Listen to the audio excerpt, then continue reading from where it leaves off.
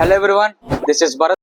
అసలు నీకు coding knowledge ఉన్నా లేకపోయినా ఇప్పటికొచ్చి ఏ ప్రోగ్రామింగ్ లాంగ్వేజ్ నేర్చుకోకపోయినా సరే, ఫ్రమ్ ఈ basics of a Python to at the last OOPS concept దాకా everything I will teach you. Definitely I will.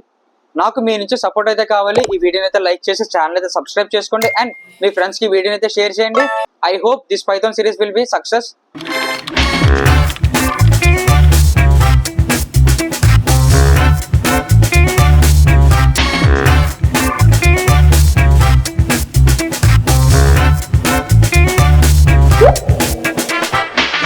వచ్చేసాం ఈ పైథాన్ సిరీస్ లోనే ది మోస్ట్ ఇంపార్టెంట్ వీడియో. ఈ వీడియోలో మన ఫంక్షన్స్ అయితే చూద్దాం. అసలు చాలా మందికి ఈ ఫంక్షన్స్ అంటే ఏంటో తెలియదు అండ్ ఈ ఫంక్షన్స్ ని ఎలా డిక్లేర్ చేయాలో తెలియదు. ఈ వీడియోలో నేను మీకు కంప్లీట్ గా అసలు ఫంక్షన్స్ అంటే ఏంటి, ఫంక్షన్స్ లో మనం ఇన్పుట్ ని ఎలా పాస్ చేస్తాం, విచ్ ఈస్ పారామీటర్స్, అండ్ ఆ ఫంక్షన్ ఎలా వర్క్ అవుతుంది, ఇవన్నీ కూడా ఈ వీడియోలో అయితే మనం చూద్దాం. ఇప్పటికే మనం చాలా కాన్సెప్ట్స్ అయితే కవర్ చేసాం and this is part 9. So ఇక్కడ ఒక ఎగ్జాంపుల్ తీసుకొచ్చా. ఈ ఎగ్జాంపుల్ చూడు, నీకు ఒక ప్రాబ్లం వచ్చింది. సో ఆ ప్రాబ్లం లో నువ్వు ఉండిపోయావు, దాని వల్ల నీ మైండ్ అంతా డిస్టర్బ్ అయింది. సో ఆ పర్టికులర్ టైంలో నీకు వచ్చిన ఐడియా మీ ఫ్రెండ్కి కాల్ చేయాలి. సో మీ ఫ్రెండ్కి కాల్ చేస్తే వాడితో మాట్లాడి వాడికి ప్రాబ్లం చెప్తే వాడు ఏదో ఒక సొల్యూషన్ చెప్తాడు. సో నువ్వు అదే చేసావు. నీకు ప్రాబ్లం వచ్చింది, నువ్వు మీ ఫ్రెండ్కి కాల్ చేసావు, వాడితో మాట్లాడావు అండ్ అట్ ది లాస్ట్ నీ మూడ్ అనేది చేంజ్ అయింది. So you become happy. ఇలానే ఫంక్షన్ అంటే ఏంటంటే, నీకు ఎప్పుడు బాగోకపోయినా, నీ మూడ్ ఎప్పుడు బాగోకపోయినా నువ్వు వాడికి కాల్ చేస్తే, వాడితో మాట్లాడితే మొత్తం నీ మూడ్ అంతా సెట్ అవుతుంది. అలానే ఫంక్షన్ అంటే ఏంటంటే, మనం ఒక పర్టికులర్ కోడ్ ని, ఒక పీస్ ఆఫ్ కోడ్ ని మనం ఒక ఫంక్షన్ లో పెట్టుకుంటాం. అది మనకి ఎప్పుడు కావాలితే అప్పుడు ఆ ఫంక్షన్ నేమ్ చెప్పి ఆ కోడ్ ని యూజ్ చేసుకోవడం. సో అర్థమైందా? అంటే నీకు ఒక ప్రాబ్లం వచ్చింది, నీకు ఎన్ని ప్రాబ్లమ్స్ వచ్చినా సరే నీకున్న ఆప్షన్ మీ ఫ్రెండ్, వాడికి కాల్ చేసావు. సో అంటే ఇక్కడ ఏంటి, మీ ఫ్రెండ్ కి కాల్ చేయడం అంటే కాల్ మై బెస్ట్ ఫ్రెండ్ అనేది ఒక ఫంక్షన్. ఆ లోపల మాట్లాడుతున్నావు కదా, అది ఒక black of code. At the last return ఏమొస్తుంది, నువ్వు హ్యాపీగా నీ మూడ్ చేంజ్ అయ్యి నువ్వు బయటకు వస్తున్నావు. అలానే ఫంక్షన్. సో ఇక్కడ డెఫినేషన్ చూడు, a function is a block of code that can be executed multiple times. అంటే ఎన్ని సార్లు కావాలితే అన్ని సార్లు మనం దాన్ని ఎగ్జిక్యూట్ చేయొచ్చు from different parts of the program. అంటే నువ్వు ఎప్పుడు కావాలితే అప్పుడు మీ ఫ్రెండ్ కాల్ చేయొచ్చు అండ్ నీకు ఎన్ని డిఫరెంట్ ప్రాబ్లమ్స్ వచ్చినా సరే వాడికి చెప్తావు నువ్వు. అర్థమైందా? అదే ఫంక్షన్ అంటే. అండ్ ఇక్కడ why we use functions, code reusability. Code reusability అంటే మనం కోడ్ ని ఎప్పుడు కావాలితే అప్పుడు యూజ్ చేసుకోవడం. అంటే ఇక్కడ ఒక నువ్వు 2 నెంబర్స్ ని యాడ్ చేస్తున్నావు. If suppose 2,3. సో 2,3 అయితే 2,3కి నువ్వు సమ్ అని తీసుకొని ఆ సమ్ ప్లేస్ లో 2+3 పాస్ చేస్తున్నావు. సేమ్ అలానే ఇంకొక 2 నెంబర్స్ విచ్ ఈస్ 3,4. సో 3,4 కి నువ్వు మరలా సమ్ అనే ఇంకో కీవర్డ్ తీసుకొని అందులో 3+4 అనేది పాస్ చేస్తున్నావు. అంటే ఇలా ప్రతిసారి రాయడం వల్ల ఏమవుతుంది, కోడ్ అనేది ఎక్స్ట్రా అయిపోతుంది. ఇన్ ది సెన్స్ కోడ్ అనేది లెంతీ అయిపోతుంది. ఇలా ఉండకూడదు అని ఒక పర్టికులర్ ఫంక్షన్ లో దాని యొక్క ఆపరేషన్ స్టోర్ చేసి అందులో మనం పారామీటర్స్ అనేవి పాస్ చేస్తాం. అదే ఫంక్షన్. సో కోడ్ ఆర్గనైజేషన్ అంటే ఒక పర్టికులర్ ఆర్డర్ లో కోడ్ అనేది ఉంటది. అండ్ రెడ్యూస్ రిపిటేషన్, ఇప్పుడు చెప్పానుగా అదే రెడ్యూస్ రిపిటేషన్. కోడ్ రీయూజబిలిటీ అంటే ఎప్పుడు కావాలంటే అప్పుడు యూజ్ చేసుకోవచ్చు. సో హియర్ ఇక్కడ సింటాక్స్ చూసుకుంటే బ్రో జాగ్రత్తగా వినేది, డెఫ్ ఏంటంటే, డెఫ్ అనేది కీవర్డ్. నువ్వు ఎప్పుడు పైథాన్ లో ఫంక్షన్ రాసినా డెఫ్ అనేది ముందు పెడితే అది ఫంక్షన్.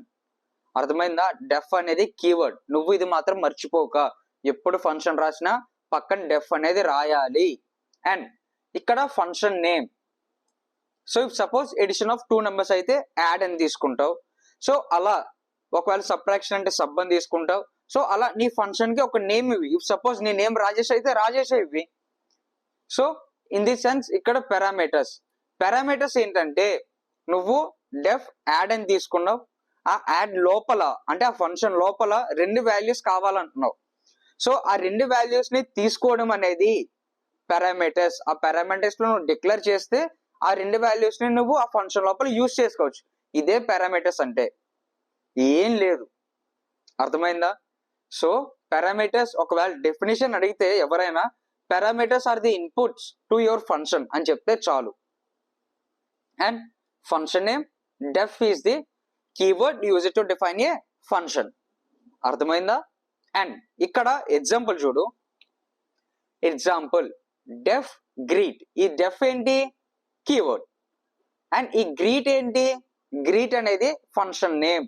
సో ఆ ఫంక్షన్ నేమ్ పక్కన సెమీకోలన్ పెట్టాం. అండ్ ఇక్కడ మోస్ట్ ఇంపార్టెంట్ టాపిక్ ఏంటంటే, నువ్వు సెమీకోలన్ పెట్టిన నెక్స్ట్ లైన్ అది ఏదైనా సరే, ఇఫ్ కండిషన్ అయినా, ఫర్ లూప్ అయినా, అండ్ ఇప్పుడు ఫంక్షన్ అయినా, ఇండెంటేషన్.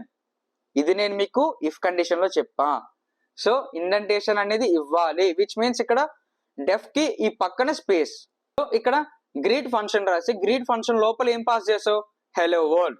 హెలో వరల్డ్ అంటే ఆ గ్రీట్ అనే ఫంక్షన్ నువ్వు ఎప్పుడు కాల్ చేసినా ఆ హెలో వరల్డ్ అనేది ప్రింట్ అవ్వాలి. సో కాల్ చేయడం ఏంటి బ్రో అంటే, హియర్ ఇప్పుడు ఆ ఫంక్షన్ ఏముందో ఆ ఫంక్షన్ ఏం రాసి దానికి బ్రాసెస్ ఇస్తే అదే ఫంక్షన్ కాల్ చేయడం, అంతకు మించి ఏం లేదు ఫంక్షన్ అంటే. సో ఇక్కడ నువ్వు ఎప్పుడైతే ఇది కాల్ చేసావో నీకు ఇక్కడ ప్రింట్ అనేది అయిపోద్ది హెలో వరల్డ్. ఎందుకు? నువ్వు పాస్ చేసిన ప్రింట్ ఒకటే పాస్ చేసావు. సో ఇక్కడ ఇది సేమ్ లైన్ లోనే ప్రింట్ అవుతుంది, ఇది పీపీటీ మిస్టేక్. సో ఇలా. సో ఇక్కడ ఫంక్షన్స్ ఫోల్డర్ లో 8.1 ఫంక్షన్స్ .ipynb. ఇక్కడ మనం ఫంక్షన్ ని ఎలా డిక్లేర్ చేయాలి అనేది ఇక్కడ చూద్దాం. డెఫ్ అనే కీవర్డ్ అండ్ ఇప్పుడు గ్రీట్ తీసుకున్నాను నేను. గ్రీట్ అనే ఫంక్షన్ అండ్ దాని పక్కన colon. So print hello world. So ఇలా నేను ఒక ఫంక్షన్ ని డిఫైన్ చేశాను. సో నేను ఇక్కడ గ్రీట్ ఫంక్షన్ ని కాల్ చేస్తున్నా. చూద్దాం ఇక్కడ ఏమవుతుందో. ప్రింట్ అయింది. ఏం ప్రింట్ అయింది? Hello world. అలానే ఇప్పుడు పారామీటర్స్ తీసుకొని చూద్దాం. డెఫ్ సేమ్ గ్రీట్ 1 లోపల నేమ్ అనే పారామీటర్ ఇచ్చా నేను. Print F string hello name. So ఇలా నేను ఒక ఫంక్షన్ డిక్లేర్ చేసుకున్నా, అందులో గ్రీట్ నేమ్ పాస్ చేస్తున్నా భరత్. సో ఇక్కడ చూడు, నీకు ఇక్కడ అర్థమవుతుందిగా, నువ్వు ఇక్కడ ఒక పారామీటర్ తీసుకున్నావు. నేను పారామీటర్ తీసుకున్నా, ఆ పారామీటర్ ని నేను ఇక్కడ యూజ్ చేయాలి. ఒకవేళ నువ్వు పారామీటర్ తీసుకున్నావు కదా, సో డిక్లేర్ చేసావు పారామీటర్, బట్ ఇందులో నువ్వేం పాస్ చేయలేదు. సో ఇప్పుడు ఏమవుతుందో చూడు, ఎర్రర్. ఏం ఎర్రర్ ఇచ్చింది? Greet 1 missing 1 required positional argument. నువ్వు ఒక పారామీటర్ ని డిక్లేర్ చేసావు, దాన్ని నువ్వు డిక్లేర్ చేసావు కాబట్టి అది నువ్వు ఫంక్షన్ లో యూజ్ చేయాలి ఖచ్చితంగా. అర్థమైందా? ఇప్పుడు ఏం చేద్దామంటే డిఫాల్ట్ పారామీటర్స్ ని పాస్ చేద్దాం. డిఫాల్ట్ పారామీటర్స్ ఏంటంటే, ఫస్ట్ నేను డెఫ్ డీటెయిల్స్ అనే ఫంక్షన్ తీసుకున్నా, అందులో నేను నేమ్ ని నేను పాస్ చేయట్లేదు, కోర్స్ వాల్యూని నేను పాస్ చేస్తున్నా విచ్ ఈస్ ఏఐ. సో ఇక్కడ ప్రింట్ స్టేట్మెంట్ ఏంటి? Print statement F string use చేసి my name is name and course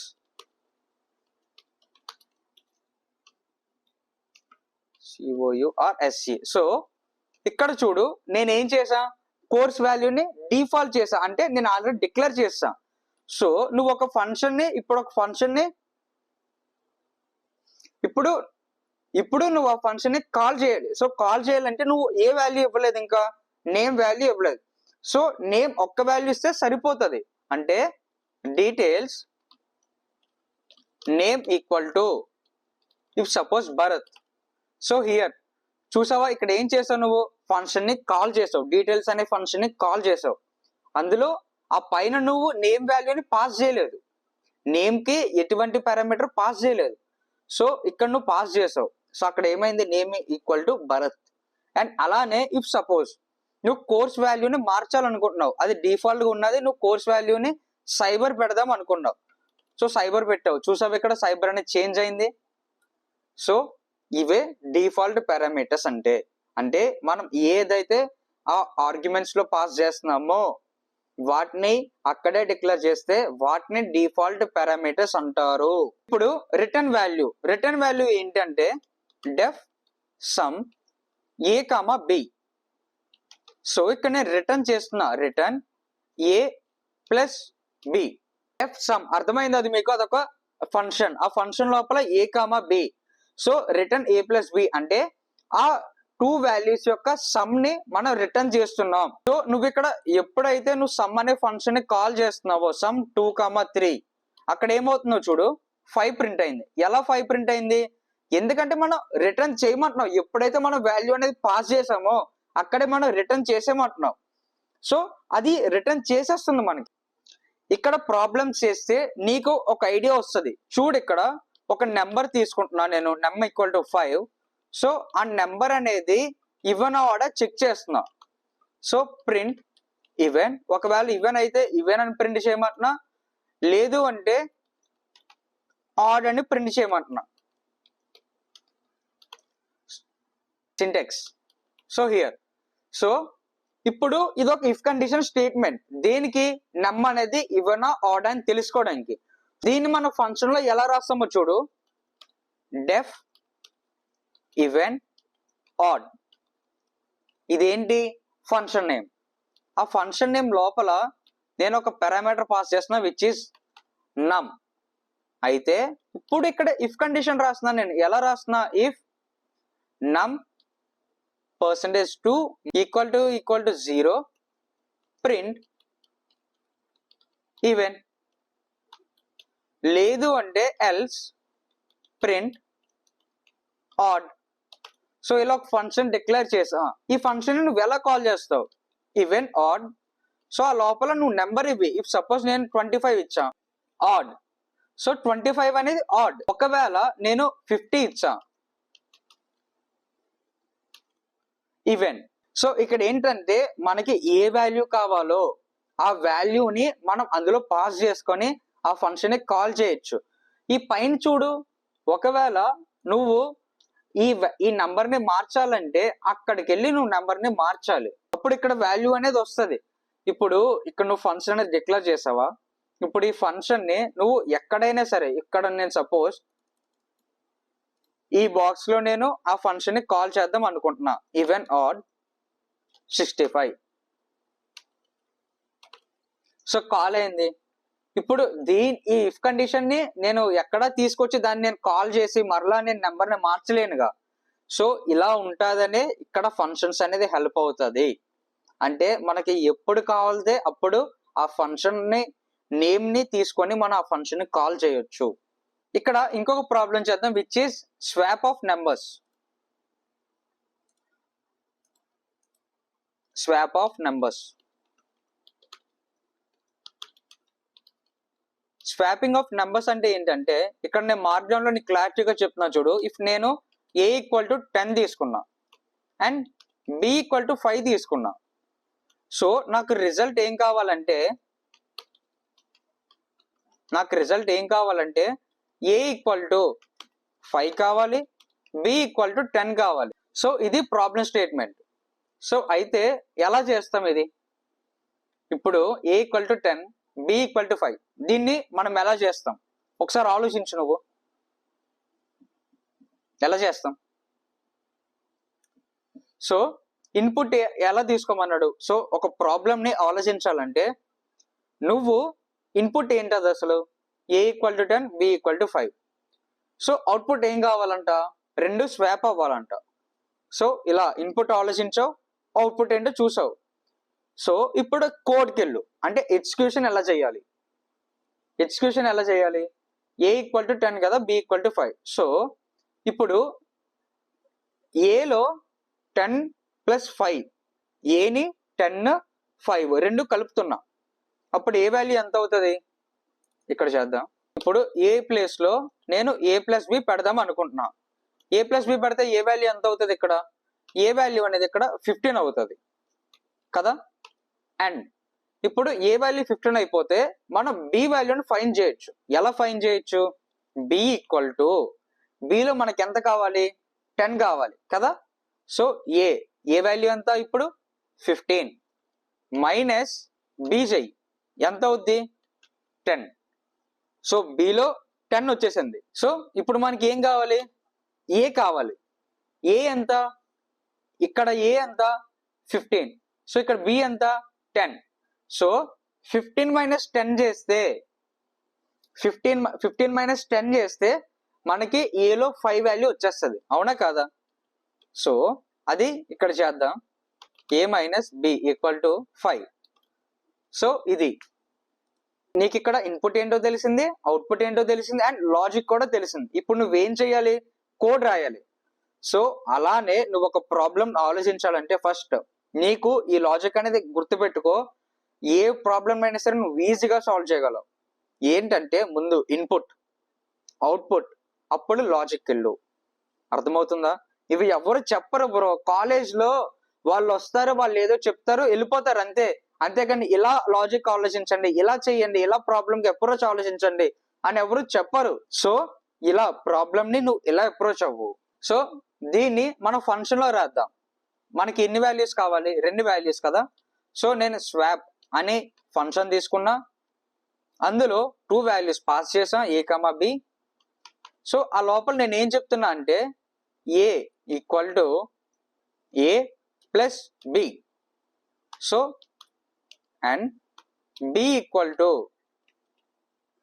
a minus b and again a equal to a minus b. So ఇలా నేను function లో code రాసేసా. So మనం first ఏదైతే add చేసామో అది ఇక్కడ ప్రింట్ చేసుకుందాం. a వాల్యూ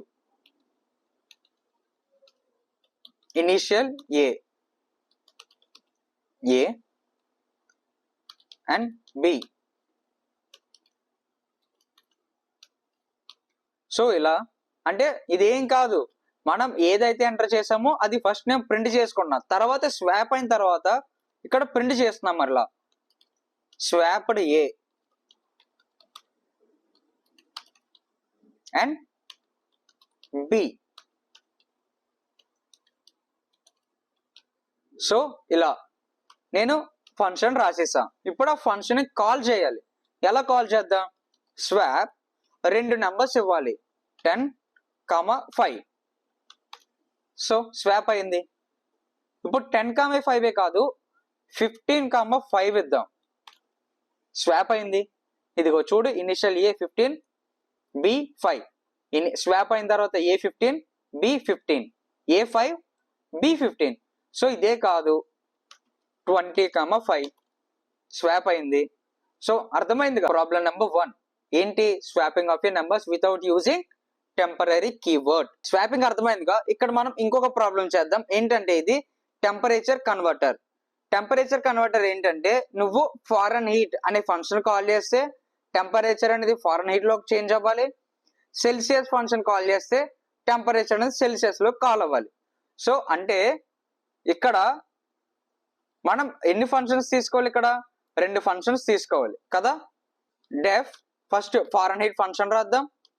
ఫారెన్ హీట్ లోపల టెంప్ ను పాస్ చేద్దాం. సో ఇక్కడ మనకి ఫారెన్ హీట్ ఫార్ములా ఏంటి? ఫారెన్ హీట్ ఫార్ములా ఏంటంటే మనం ఇచ్చిన టెంపరేచర్ కి 273 యాడ్ చేయడం, అంతేగా. సో ప్రింట్ స్ట్రింగ్ యూజ్ చేద్దాం, టెంపరేచర్ ఇన్ ఫారెన్ హీట్ అని చెప్పి టెంప్ ఫారెన్ హీట్ ని ప్రింట్ చేద్దాం ఇక్కడ. సో హియర్ అలానే ఇప్పుడు సెల్సియస్, డెఫ్ సెల్సియస్ టెంప్, ఆ లోపల కూడా సేమ్ టెంపరేచర్ అనే పారామీటర్ పాస్ చేద్దాం. Celsius equal to 273 minus temperature. Celsius లోకి మార్చాలంటే 273 నుంచి టెంపరేచర్ అనేది తీసేయాలి, అంతేనా? లేదా టెంపరేచర్ లో నుంచి 273 తీయాలా? టెంపరేచర్ లో నుంచి 273 తీయాలి. Temperature minus 273. So print temperature in Celsius is Celsius. So ఇది మనం ఒక 2 ఫంక్షన్స్ రాసాం. ఇది డిలీట్ చేసేద్దాం. సో హియర్ ఇప్పుడు నువ్వు ఫారెన్ హీట్ లోకి ఒక టెంపరేచర్ ఇచ్చి ఫారెన్ హీట్ లోకి మార్చుదాం అనుకుంటున్నావు. సో దానికి ఏం చేయాలి? ఫారెన్ హీట్ అనే ఫంక్షన్ ని కాల్ చేస్తున్నావు. ఎంత? 65 టెంపరేచర్ ఇద్దాం, దాన్ని ఫారెన్ హీట్ లోకి మార్చుదాం. సో ఎంత అయింది 338 అంట ఫారెన్హీట్ లో. అలానే సెల్సియస్ ని కాల్ చేద్దాం. సెల్సియస్ ఎంత టెంపరేచర్ ఇద్దాం 274. సో ఎంత 1 డిగ్రీ సెంటిగ్రేడ్ అంట సెల్సియస్ లో, లేదు 333 ఎంత 60 డిగ్రీస్. సో అర్థమైందా ఫారెన్హీట్ అండ్ సెల్సియస్. సో ఇక్కడ చూడు, ఇక్కడ ఒకసారి చూడు, ఇందాక మనం ఈవెన్ ఆర్ ఆడ్ రాసాం కదా, ఈవెన్ ఆర్ ఆడ్ ని ఇక్కడ మరలానే కాల్ చేస్తున్నా, ఈవెన్ ఆర్ ఆడ్ ని మరలానే కాల్ చేస్తున్నా 3 లేదా 15. So odd. నీకు ఇప్పుడు నీకు క్లారిటీ వచ్చిందా? ఇప్పుడు నీకు క్లారిటీ వచ్చిందా? అంటే మనం ఎక్కడ డిక్లేర్ చేసాం ఫంక్షన్ ని? ఈవెన్ ఆర్ ఆడ్ ఎక్కడ రాసుకున్నాం? ఇక్కడ రాసాం. ఇక్కడ ఫంక్షన్ అనేది మనం ఇక్కడ రాసాం, బట్ ఎక్కడ కాల్ చేస్తున్నాం? At the last. But function call అయిందిగా, మరలా కోడ్ అంతా రాసామా మనం? లేదు, జస్ట్ ఆ ఫంక్షన్ రాసాం అంతేగా. అర్థమైంది ఇప్పుడు ఫంక్షన్ ఎందుకు యూజ్ చేస్తామో? This is the reason for using the function. అర్థమైంది ఈవెన్ ఆర్ ఆడ్. ఇప్పుడు నేను నీకు ఒక ఇంట్రెస్టింగ్ ప్రాబ్లం చెప్తా, విచ్ ఈస్ పాస్వర్డ్ చెక్కర్. అంటే ఏంటంటే నువ్వు ఇన్స్టాగ్రామ్ లో ఒక పాస్వర్డ్ పెట్టుకుంటావు, లేదా స్నాప్చాట్, లేదా ఎక్కడైనా ఒక పాస్వర్డ్ పెట్టుకుంటావు. ఆ పాస్వర్డ్ పెట్టుకోవాలంటే పాస్వర్డ్ కండిషన్స్ ఏంటి? First one, password should be 8 character length, and దాని తర్వాత ఒక అప్పర్ కేస్ ఉండాలి, అండ్ ఒక లోవర్ కేస్ ఉండాలి, అండ్ ఒక న్యూమరిక్ ఉండాలి, అండ్ అట్ ది లాస్ట్ ఒక స్పెషల్ క్యారెక్టర్ అనేది ఉండాలి. సో ఇదే మనం యూజర్ నుంచి ఒక పాస్వర్డ్ తీసుకొని దాన్ని ఒక ఫంక్షన్ లో పెట్టుకొని అప్పుడు ఆ పాస్వర్డ్ అనేది స్ట్రాంగ్ గా, లేదా ఏ క్యారెక్టర్ మిస్ అవుతుంది, ఏదైనా నెంబర్ యాడ్ చేయాలా, ఇదంతా కూడా మనం ఇప్పుడు ఒక ప్రాబ్లం లో ఒక ఫంక్షన్ లో చేద్దాం. చాలా ఇంట్రెస్టింగ్ ఉంటది, జాగ్రత్తగా విను. సో మనం ఇక్కడ ప్రాబ్లం అవుట్లెట్ రాసుకుందాం ఫస్ట్. సో ప్రాబ్లం అవుట్లెట్ ఏంటి? Password checker. అందులో నువ్వు తీసుకోవాల్సిన ఇన్పుట్ ఏంటి? ఒకసారి నువ్వు తీసుకోవాల్సిన ఇన్పుట్ యూజర్ నుంచి పాస్వర్డ్ తీసుకోవడం. From the user we have to take input. Bro ఇలా చాలా మంచి ఎగ్జాంపుల్స్ అయితే నేను మీకు చెప్తాను. సో ఇన్పుట్ అది కదా, కండిషన్స్ రాద్దాం. మీరు వింటే సరిపోతుంది, బికాస్ నేను ఎక్స్ప్లెనేషన్ చేస్తున్నా నేను మీకు. సో దాన్ని బట్టి నీకు ఇక్కడ ఏమర్థం అవుతుందంటే నువ్వు కొంచెం ఇంట్రెస్ట్ పెడితే సరిపోతుంది. సో ఇక్కడ కండిషన్స్ ఏంటంటే 1 నెంబర్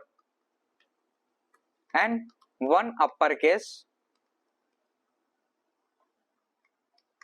ఒక అప్పర్ కేస్ ఉండాలి, and lower case.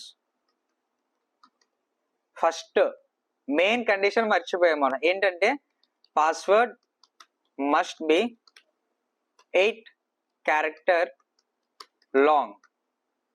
So and at the last 1 special character. దీన్ని ఇప్పుడు ఎలా చేయాలి?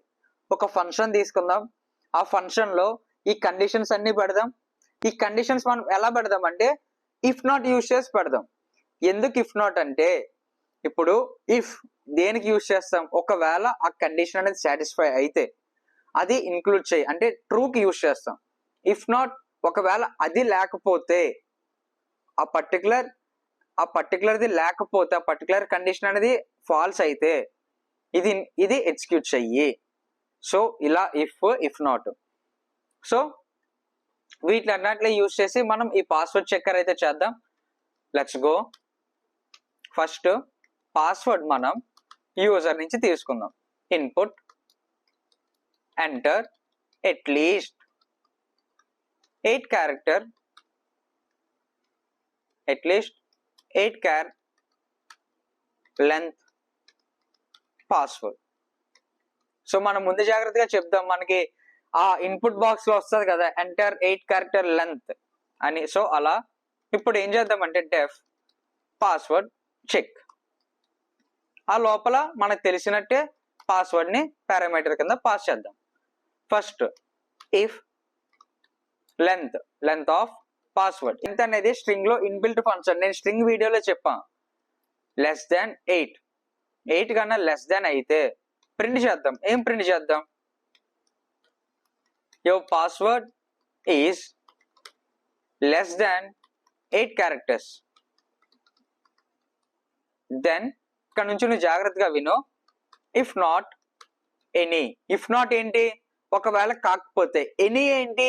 ఎనీ అనేది ఇన్బిల్ట్ కీవర్డ్. ఈ ఎనీ ఏం చేస్తుందంటే ఒక్కటి కూడా, ఎనీ అంటే ఒక్కటి కూడా లేకపోతే, ఏం లేకపోతే char dot is upper, space ఇచ్చా మధ్యలో, ఈజ్ అప్పర్. ఎందులో అంట? For char in password. అంటే ఇదేంటి బ్రో? ఇదేంటి బ్రో? అర్థం కాలేదు బ్రో. ఏంటంటే ఇది list comprehension for char in password. ఇదేంటి? ఇది లూప్, అది లూప్, అది ట్రావర్సల్ చేస్తుంది. ఇది ఏంటంటే ఈచ్ పాస్వర్డ్ లో ఉన్న ఒక క్యారెక్టర్ కి ఇది ట్రావర్సల్ చేస్తుంది. ఇది నీకు తెలుసు కదా, లూప్స్ లో నేను చెప్పాను. ఇది లిస్ట్ కాంప్రహెన్షన్ అంటే ఈచ్ అండ్ ఎవ్రీ క్యారెక్టర్ లో ఈ ఆపరేషన్ అనేది పర్ఫార్మ్ చెయ్యు అని మనం ముందు పాస్ చేస్తాం. ఇది లిస్ట్ కాంప్రహెన్షన్. లిస్ట్ వీడియోలో చెప్పాం. లిస్ట్, సెట్, టపుల్, డిక్షనరీస్ ఇవన్నీ అందులో ఇంక్లూడ్ లో ఉన్నాయి. ఫర్ క్యార్ ఈజ్ అప్పర్ అంటే ఈచ్ అండ్ ఎవ్రీ క్యారెక్టర్ అప్పరా అని చెక్ చేస్తుంది. ఈజ్ అప్పర్ అనేది inbuilt function. Print upper case is missing and అలానే లోవర్ కేసుకి రాద్దాం. if not any char dot is lower. మళ్ళీ ఇక్కడ లోయర్ అనేది ఇన్బిల్ట్ ఫంక్షన్. ఎందులో? ఫర్ ఎందులో చెక్ చేయాలి? For char in password, password లో చెక్ చేయాలి. సో అయితే ఏంటంట? మిస్ అయింది. ఏం మిస్ అయింది? లోయర్ కేస్ మిస్ అయింది. Lower case is missing. and if not any ఈసారి numericals char dot is digit అనేది ఇన్బిల్ట్ ఫంక్షన్. ఈజ్ డిజిట్ అంటే నీకు అక్కడే ఉంది ఈజ్ డిజిట్, అది డిజిటా? ఈజ్ డిజిట్ మనం అడుగుతాం ఇజింట్ ఇట్, ఇజ్ ఇట్ అలా. So for char in password ఏంటి? Print numerical is missing and at the last special characters. ఇది చూడు. if not any char in మన దగ్గర ఉన్న స్పెషల్ కీవర్డ్స్ అన్ని ఇందులో పాస్ చేయ ఇన్వర్టెడ్ కామర్స్ లో. సో క్యార్ అనేది ఆ స్పెషల్ కీవర్డ్ లో లేకపోతే ఒక్కటి కూడా, అప్పుడు for char in password. So లేకపోతే ఏం ప్రింట్ చేయాలి? Print add special character or else special character is missing. So here లేకపోతే కండిషన్స్ రాసాం కదా, ఒక్కటి కూడా లేకపోతే. ఒకవేళ ఇవన్నీ ఉంటే ఏం చేద్దాం? If length of password is greater than 8 అలానే. అండ్ సో ఈ కండిషన్ ని నేను కాపీ చేస్తున్నా. ఏ కండిషన్ ని? అప్ కేస్ కండిషన్ ని కాపీ చేసి ఇక్కడ లాజికల్ అని రాస్తున్నాం కదా మనం. సో ఇఫ్ ఇక్కడ ఇఫ్ నాట్ తీసేద్దాం. సో హియర్ అండ్ అలానే ఇంకొక కండిషన్ ఏంటి? ఇంకో కండిషన్ లోయర్ కేస్ది. ఎన్ని దగ్గర నుంచి కాపీ చేద్దాం. సో మళ్ళీ కండిషన్ లాజికల్ అండ్ నీకు అట్ ది లాస్ట్ అవుట్పుట్ వస్తుంది చూడు. అండ్ ఏం మిస్ చేసాం? Digit. Okay, control c, now control v. ఇప్పుడు సో ఇక్కడ నీకు అర్థమైందా? అయితే ఇప్పుడు ఏంటంట? ఇవన్నీ అయితే ప్రింట్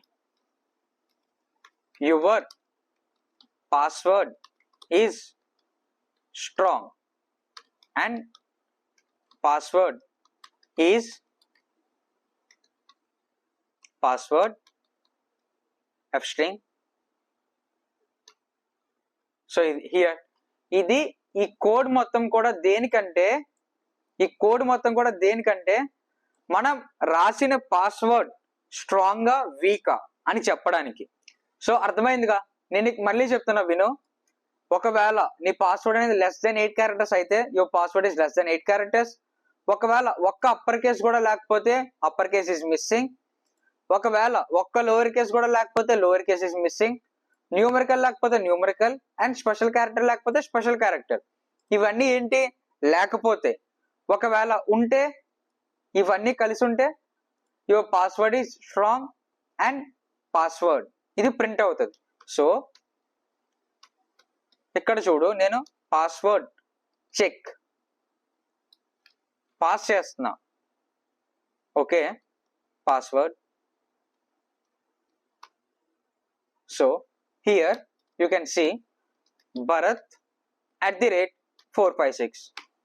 సో ఏం వచ్చింది, your password is string, your password is strong and your password is, ఇక్కడ పాస్వర్డ్ వచ్చింది కదా.